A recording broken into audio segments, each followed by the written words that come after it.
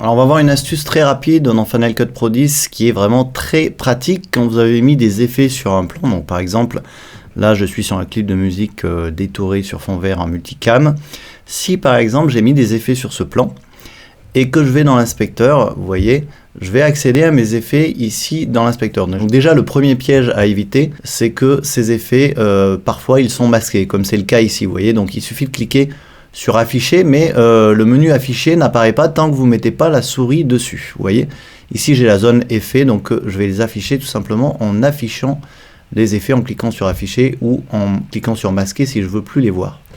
Mais parfois, voilà, ils sont masqués et on les voit pas, donc il suffit de cliquer ici.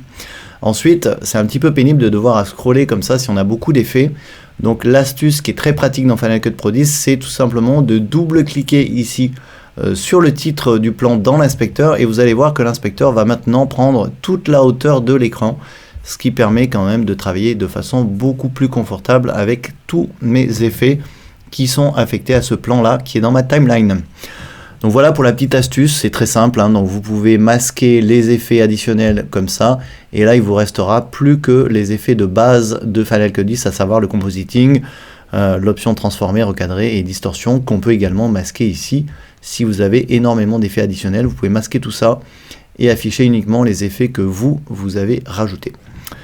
Voilà pour la petite astuce du jour. Si vous voulez remettre votre inspecteur par défaut, il vous suffit de redouble-cliquer sur le titre ici dans l'inspecteur pour qu'il reprenne sa taille par défaut, c'est-à-dire qu'il s'arrête à la limite à la moitié de l'écran, ce qui permet de laisser de la place pour les effets qui sont en bas. Voilà.